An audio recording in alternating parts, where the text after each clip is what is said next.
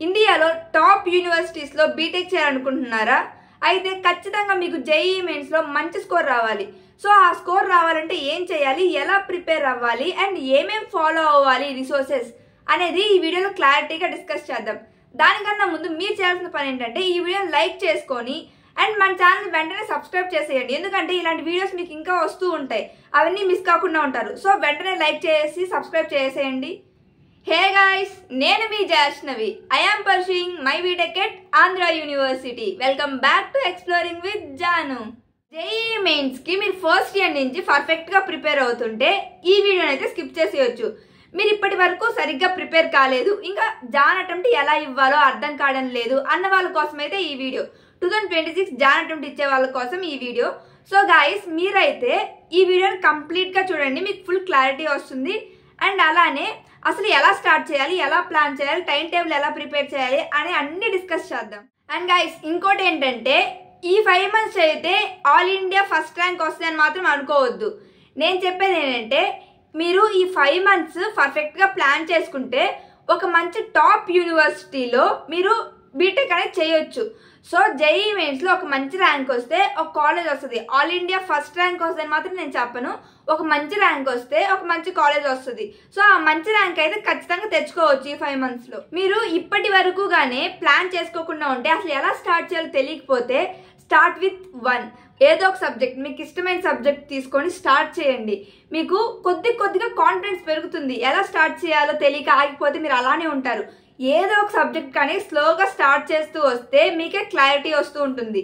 And first ఈ video మీరు ఎప్పుడైతే చూస్తున్నారో అప్పుడు మీరు తెలుసుకోవాల్సింది ఏంటంటే syllabus, weightage, important topics, difficult topics, easy topics, ఈ 5 ఖచ్చితంగా తెలుసుకోవాలి. మీరు ఈ వీడియో ఎప్పుడైతే చూస్తున్నారో అప్పుడే మీరు ఒక పేపర్ పెన్ తీసుకొని వీటి గురించి డీటెయిల్డ్గా నోట్ చేసుకోండి. ఎందుకంటే మీకు సిలబస్ మీద ఒక క్లారిటీ ఉంటుంది కాబట్టి. సిలబస్ అయితే ఖచ్చితంగా తెలియాలి, ఎందుకంటే మనం ఎగ్జామ్ రాయాలంటే మనకి ఏ టాపిక్స్ నుంచి ఏ క్వశ్చన్స్ వస్తున్నాయి అనేది తెలియాలి. వెయిటేజ్ అంటే ఎక్కువ క్వశ్చన్స్ ఏ చాప్టర్ నుంచి వస్తున్నాయి అనేది కూడా తెలియాలి మనకి. సో ఇంపార్టెంట్ టాపిక్స్ అంటే వెయిటేజ్ ఏ చాప్టర్కి అయితే ఎక్కువ ఉంటుందో అది ఇంపార్టెంట్ టాపిక్. డిఫికల్ట్ అంటే మీకు ఏ చాప్టర్ అయితే డిఫికల్ట్గా అనిపిస్తుందో అది డిఫికల్టీ లెవెల్. ఈజీ అంటే మీకు ఏదైతే ఈజీగా అనిపిస్తుందో ఏ చాప్టర్ అయితే అది ఈజీ. సో మీకు ఇవన్నీ తెలిస్తే మీకు ఈజీగా టైం టేబుల్ వేసుకొని సెట్ అవుతుంది. అండ్ మీరు డిఫికల్ట్గా ఉండేవి ఇప్పుడే ట్రై చేయండి. లాస్ట్లో ట్రై చేయాలనుకున్నారు అనుకోండి ప్యానిక్ అయిపోతారు. ఇప్పుడే ట్రై చేయండి డిఫికల్ట్గా ఉండేవి.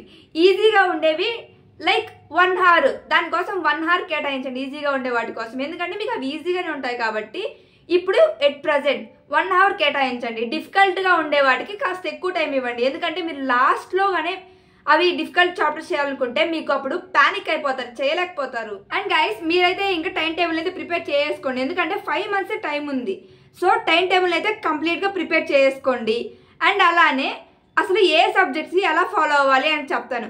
మ్యాథ్స్కి వచ్చేసి మ్యాథ్స్ మీరు ఏ చాప్టర్ నేను చేసేటప్పుడు ఇంపార్టెంట్ ఫార్ములాస్ని వీటిలన్నిటిని నోట్ చేసుకోండి. ఒక షార్ట్ నోట్స్ తీసుకొని ఇంపార్టెంట్ ఫార్ములాస్ అన్నిటి నోట్ చేసుకోండి.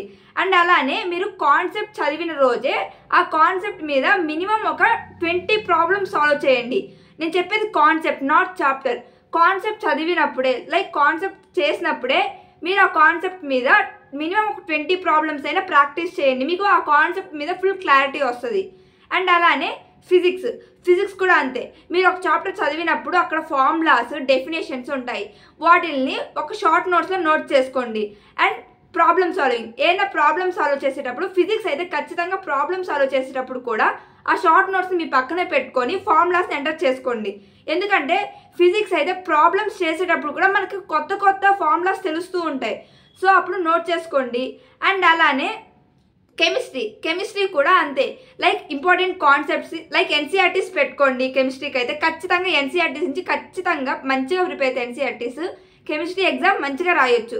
లైక్ అదే కెమిస్ట్రీ పేపర్ మంచిగా అటెంప్ట్ చేయొచ్చు. ఇంకా రిసోర్సెస్ దగ్గరకు వస్తే ఏమేమి books and A YouTube channels follow అవ్వాలి, ఏ కాన్సెప్ట్స్కి ఏ యూట్యూబ్ ఛానల్స్ ఫాలో అవ్వాలి, ఏ బుక్స్ ఫాలో అవ్వాలి, ప్రాబ్లమ్ సాల్వింగ్కి ఏ బుక్స్ ఫాలో అవ్వాలి, ఏ యూట్యూబ్ ఛానల్ ఫాలో అవ్వాలి అనేది నెక్స్ట్ వీడియోలో క్లారిటీగా డిస్కస్ చేద్దాం. ఈ వీడియోలో డిస్కస్ చేసేది కాదు, అది కొద్దిగా లెంతీ వీడియో. సో అది నెక్స్ట్ 1 weekలో వస్తుంది. సో ఆ వీడియోలో అయితే క్లారిటీగా డిస్కస్ చేద్దాము. అండ్ ఆ వీడియోలో మీరు కానీ ఖచ్చితంగా చూడాలి అనుకుంటే వెంటనే మన ఛానల్ సబ్స్క్రైబ్ చేసుకోండి. మీకు నోటిఫికేషన్ ద్వారా ఆ వీడియో వచ్చిన వెంటనే మీకు తెలుస్తుంది. గైస్, ఎవ్వరూ అయితే ఇప్పటి వరకు చదవలేదు అని డిమోటివేట్ అవ్వద్దు. ఈ 5 months మీరు కరెక్ట్గా చదివినా ఒక మంచి ర్యాంక్ వస్తుంది, ఒక మంచి కాలేజ్లో సీట్ అయితే వస్తుంది. సో ఎవరు అయితే డిమోటివేట్ అవ్వద్దు. ఈ 5 monthsని కాస్త సీరియస్గా తీసుకోండి, ఖచ్చితంగా మంచి ర్యాంక్ తెచ్చుకోగలరు.